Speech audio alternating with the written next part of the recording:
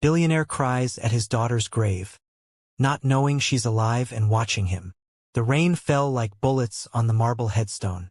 Richard Holloway, CEO of Holloway Industries, worth $4.2 billion, collapsed to his knees in the mud. His hands clawed at the wet earth. A sound tore from his throat that didn't seem human. "Forgive me, Sophia," he sobbed. "I failed you, baby girl." 20 feet away, hidden behind a stone angel, his daughter stood watching him, very much alive, and absolutely furious. Before we continue, kindly tell us where you are watching from and don't forget to hit that subscribe button because what happens next will blow your mind. Sophia pressed her back against the cold monument. Her heart hammered so hard she thought it might explode. She'd been dead for 6 months. 6 months of hiding, running, piecing together the truth. Seeing her father cry over her grave like his world had ended changed everything. But she couldn't reveal herself. Not yet. Not until she'd made them all pay. But someone else was watching too. Someone who knew Sophia was alive. And they were about to make their move. 8 months earlier, Sophia had sensed something was wrong. Her stepmother Victoria had been acting strange. Too friendly. Too interested in Sophia's schedule. "Dinner tonight, darling?" Victoria asked one morning. "Just us girls." "I can't. I have plans." "Cancel them." Victoria's smile didn't reach her eyes. "We need to talk about your father." "What about him?" "He's sick, Sophia. Very sick. He's been hiding it from you." The words hit like a punch. "What do you mean sick?" "Cancer. Stage 4. He has maybe 6 months." Victoria placed a hand on Sophia's shoulder. "He's been keeping it from you because he didn't want to burden you. But you deserve to know." Sophia felt the room spin. "I need to see him." "Of course. Come to the penthouse tonight. 7 o'clock. He wants to tell you himself." What Sophia didn't know, Victoria had just signed her death warrant. In a penthouse across town, Victoria was having a different conversation with her son Dylan. "The girl becomes a problem when Richard dies," Victoria said coldly. 51% goes to blood family. That means her. Dylan's eyes widened. "So what are you suggesting?" "I'm suggesting accidents happen. Fires. You know how dangerous New York can be." The silence that followed changed everything. Meanwhile, 2 men were being hired for a job that would go terribly wrong. The knock came at 6:47 p.m. Building maintenance. Gas leak. Sophia opened the door. The chloroform-soaked rag clamped over her face before she could scream. Everything went dark. Tommy Rizzo dragged her unconscious body toward the bedroom. His partner Jake was already pouring gasoline. "Light it," Jake muttered. "We're getting paid 50 grand. Tommy stared at Sophia's face. She was young, wearing a pretty dress like she'd been going somewhere special. "This doesn't feel right. Are you kidding me? We've done worse. Not to people who didn't deserve it." Tommy's voice was tight. "She's somebody's daughter." The argument that followed was brief and violent. Jake went for his gun. Tommy was faster. The shot echoed through the apartment. Jake collapsed, gasping, blood spreading across the floor. Tommy stood there, breathing hard, looking at the dying man and the unconscious girl. Then he picked up Sophia and ran. But the fire was already lit. And by morning, the world would believe Sophia Holloway was dead. Sophia woke up in a basement that smelled like motor oil. Terror crashed through her. "Easy," a gruff voice. "You're safe. I'm not gonna hurt you." Tommy held up his hands. "Your family tried to have you killed tonight. Your stepmother Victoria hired me to stage a fire. Make it look like an accident." "That's impossible." "Is it? Your father's dying. You inherit. And Victoria wants it all." The words didn't make sense. Couldn't make sense. "Why save me?" "Because I have a daughter your age. And I'm not a monster." Tommy sat down heavily. "But we have a bigger problem. We need to make you dead. Actually dead. Or Victoria will keep trying." "How?" "Fake dental records. A Jane Doe from the morgue. And you disappear." He met her eyes. "Can you do that? Can you become a ghost?" Sophia thought about her father. About Dylan. About Victoria's fake concern. Yes, she said.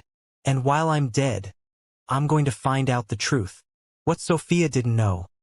The truth was far more twisted than she could imagine. Quick question, if you were Sophia, would you trust Tommy? Drop yes or a no in the comments. The fire made national news. Tragedy strikes the Holloway family. Victoria watched with champagne in hand. Perfect. Dylan watched feeling sick. He grabbed his phone. Mom, did you really? Don't call me. It's done. Richard heard the news in his doctor's office. He didn't remember the drive home. When Victoria found him hours later, he was clutching a photograph. Sophia's 8th birthday. Both of them covered in cake frosting. She must have been so scared, he whispered. And I wasn't there. Victoria held him while he wept. And if her expression was satisfied, Richard was too destroyed to notice. The funeral was enormous. But when the cameras left, Richard stayed. Every single day for 2 weeks. Rain or shine. Crying until he had nothing left. And Sophia watched him every time. Her rage growing stronger. But she wasn't the only one watching. Someone from the shadows was taking notes. Tommy had connections. Within days, they had Victoria's phone records. Financial statements. Everything. Look. Tommy spread papers across his workbench. 3 days before your accident, Victoria wired 50 grand offshore. That was our payment. Can we trace it? Already did. The account belongs to a shell company. Manager? Dylan. Sophia's hands clenched. My brother knew. There's more. Tommy pulled out medical receipts. Victoria's been buying arsenic compounds. Small doses. The kind you slip into someone's coffee every morning. The implication hit like a truck. She's poisoning Dad, Sophia breathed. The cancer might not be cancer at all. Or it is, but accelerated by toxins. Tommy nodded grimly. Your stepmother's not just stealing your inheritance. She's murdering your father slowly. Rage flooded through Sophia. Pure and white-hot. We need a confession. On tape. Then we need to get close to her. And that means using someone she trusts. They both knew who that had to be. Dylan. But approaching Dylan meant risking everything. One wrong move and Sophia would be dead for real. Sophia found Dylan at McGinty's bar. Same time every Tuesday. She changed her appearance completely. Short blonde hair. Glasses. Leather jacket. He wouldn't recognize his dead sister. Rough day? She asked, sliding onto the barstool beside him. Dylan glanced at her, then away. You could say that. Want to talk about it? Maybe it was the alcohol. Maybe it was guilt eating him alive. My sister died 6 months ago, he said quietly. Except she didn't just die. She was murdered. And I helped. Sophia's hand tightened on her glass. Why? Money. For $1 billion. That's what a human life is worth. Dylan's laugh was broken. And now my father's dying too. Every time I see him crying at her grave, I want to tell him the truth. So why don't you? Because what good would it do? She's still dead. Sophia leaned closer. What if I told you the truth could save your father's life? Dylan blinked. What? The cancer isn't natural. Your mother's been poisoning him. That's insane. Is it? When did his symptoms start? Right when Sophia became inconvenient. Her voice dropped. And when Richard dies, when you inherit. How long do you think you'll last? The color drained from Dylan's face. Who are you? Sophia pulled off her glasses. Let him see her eyes. Their father's eyes. I'm the ghost you thought you killed. Dylan's glass shattered on the floor. The alliance was formed. But neither of them knew they were being watched by someone far more dangerous. Richard's birthday party was subdued. He looked like a man already dying. But Dylan wore a wire. And 2 blocks away, Sophia listened to everything. After the guests left, Dylan poured Victoria more champagne. I wanted to thank you, he said, for handling the Sophia situation. Victoria's eyes sharpened. Dylan, it's okay. No one can hear us. He took a breath. I just need to know it was worth it. Of course it was worth it. The fire was perfect. The body was burned beyond recognition. Victoria's laugh was razor-sharp. And even if someone suspected, who would they tell? What about Dad? How much longer? Not long. I've been helping things along. Victoria smiled. Arsenic in his morning coffee. Just a little bit. The symptoms mimic cancer perfectly. Dylan refilled her glass. You're brilliant. I am, aren't I? 15 years playing the loving wife.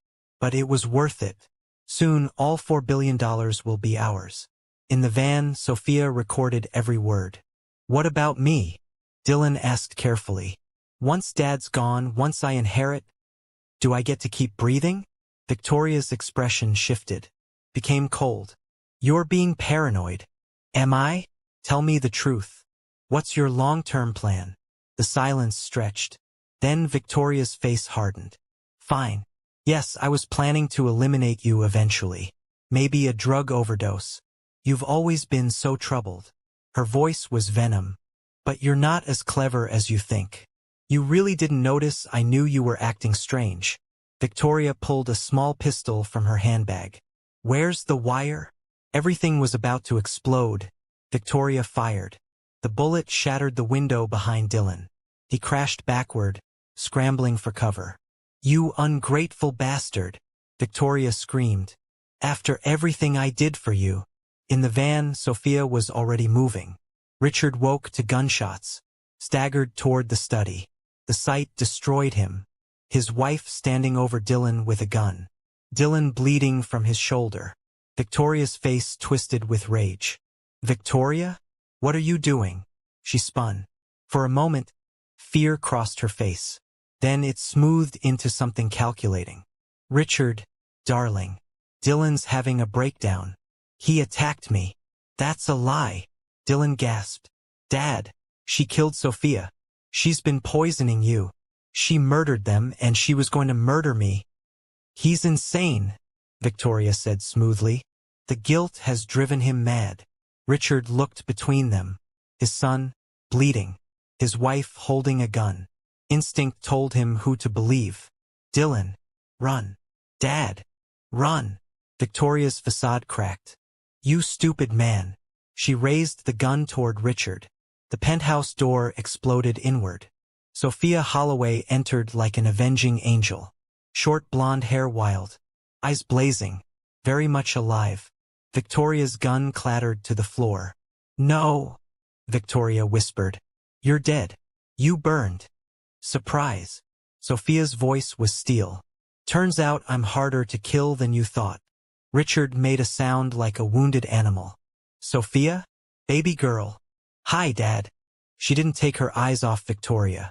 Sorry I'm late. This is insane. Victoria backed toward the window. You faked your death. You're trying to frame me. I have recordings. Of everything. You confessing to murder. To poisoning Dad. To planning Dylan's death. Sophia pulled out her phone. And I have proof of something else. Something you don't even know about yet. Victoria's face paled. What are you talking about? I'm talking about your partner. The man who's been helping you from the shadows. And that's when the real villain walked through the door. Walter Brennan entered the penthouse like he owned it. Tall, silver-haired, perfectly tailored suit. A board member Sophia had known her entire life. Hello, everyone, he said pleasantly. Quite the family reunion. Victoria's face went white. Walter? What are you doing here? Cleaning up your mess, Victoria. He pulled out his own gun. You were always too emotional. Too impulsive. That's why you needed me. Richard's face showed complete confusion. Walter? You're my oldest friend. Was I? Walter's smile was cold. Or was I the man who built your company? Who created the technology that made you billions? Who loved your wife before you stole her from me? Sophia's blood turned to ice. What? Your mother, Elizabeth. We were partners before she met Richard. We were going to change the world together. Walter's voice was bitter. Then Richard Holloway came along with his old money and his charm. And she chose him. My mother died in a car accident, Sophia said. Did she? Walter's smile widened. Or did I stage that accident? Did I give her a choice? Disappear? or watch me kill her 8-year-old daughter." The room went silent. "Elizabeth has been alive for 16 years," Walter continued. "Hiding, watching, suffering because of me. And now, finally, I'm going to finish what I started. I'm going to take this company, this family, everything Richard has." He raised his gun toward Richard. "But you're going to watch everyone you love die first." Sophia had seconds to act. And what she did next would change everything. "Stop!" A woman's voice from the doorway. Everyone turned. Elizabeth Holloway stood there. Older, gray-streaked hair, but unmistakably alive. Richard's face crumbled. "Lizzie!" "Hello, Richard." Her voice broke. "I'm sorry. I'm so sorry." Walter's gun swung toward her.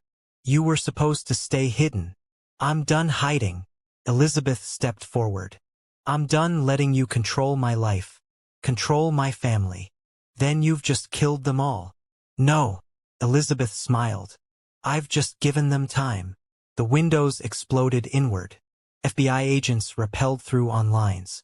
Tommy burst through the door with tactical teams behind him. "Walter Brennan, drop your weapon." Walter looked around. Trapped. Surrounded. His face twisted with rage. "If I can't have this," he snarled. "No one can." He pressed something on his phone. "The building's wired," he said. "Explosives on every floor. You have 3 minutes before everyone in this tower dies." The race against time had begun. "You're bluffing," Tommy said. "Am I?" Walter smiled. "Check the basement. Check the structural supports. I've been planning this for 2 years." Sophia's mind raced. 2 years. That meant the renovations, she breathed. "Last year, you pushed for those building upgrades." "Very good. I had my people install little surprises during construction." Walter backed toward the balcony. "Now you have a choice. Chase me or save everyone in this building. What's it going to be?" He jumped. For a moment, Sophia thought he'd just killed himself. Then she saw the helicopter rising from below. Walter caught the ladder. Hung on. Started to climb. "Go!" Richard shouted. "Save the people in the building." "But Dad." "I said go." Tommy was already on his radio. "We need bomb squad. Now. Everyone evacuate."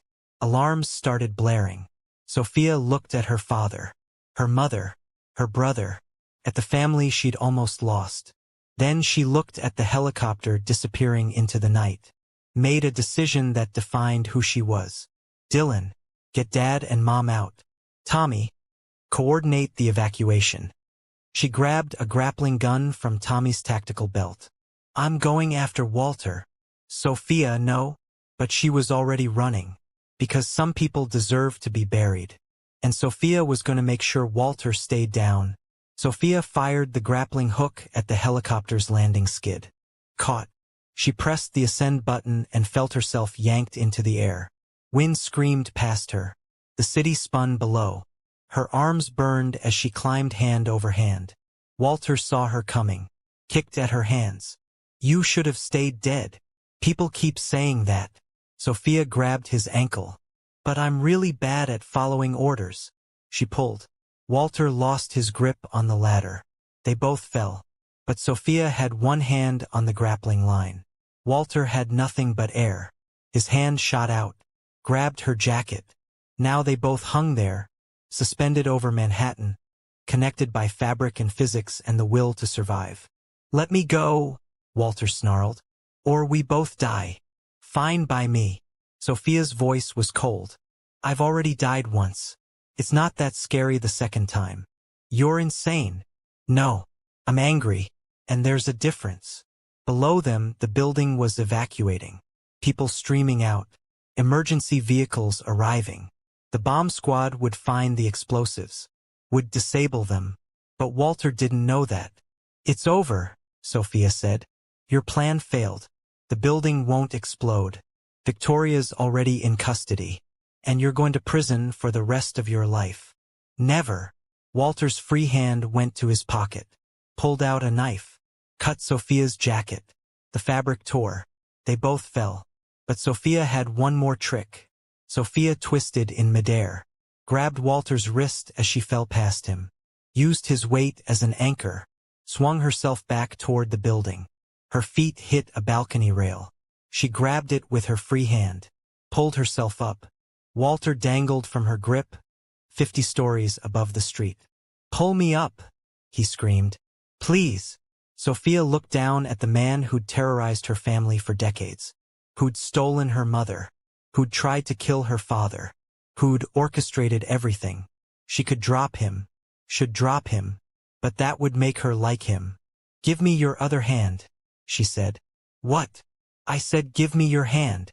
I'm pulling you up." Walter stared at her like she was crazy. Then he reached up. Sophia pulled with everything she had, got him onto the balcony. They both collapsed, gasping. FBI helicopters surrounded them. "Walter Brennan." A voice boomed through a loudspeaker. "You're under arrest." Walter looked at Sophia. "Why didn't you let me fall?" "Because I'm not you," Sophia said simply. "I'm not a murderer, and I'm not going to let you turn me into one." The nightmare was finally over, but the healing was just beginning. 3 months later, Sophia stood in a courtroom watching Victoria and Walter receive their sentences. Victoria, life imprisonment without parole. Walter, life imprisonment plus 60 years. "Do you have anything to say?" the judge asked. Victoria was silent, but Walter looked directly at Sophia. "You should have let me fall," he said, "because this isn't over. People like me always have contingencies." "Maybe," Sophia replied, "but people like me have families, and that's stronger than anything you ever built." They took him away in chains. Outside, Richard stood with Elizabeth. Still awkward, still healing, but together. "Thank you," Richard said to Sophia, "for saving us all. I didn't do it alone." She looked at Dylan, Tommy, at her mother. "We saved each other. That's what families do." "So what now?" Dylan asked. "Now?" Sophia smiled. "Now we rebuild. The company, our lives, everything they tried to destroy. Together. Together." 6 months later, Sophia stood at the podium of Holloway Industries as the new CEO. Her father beside her, healthy and strong. Her mother as Chief Innovation Officer. Dylan heading their new charitable foundation. Tommy as Chief Security.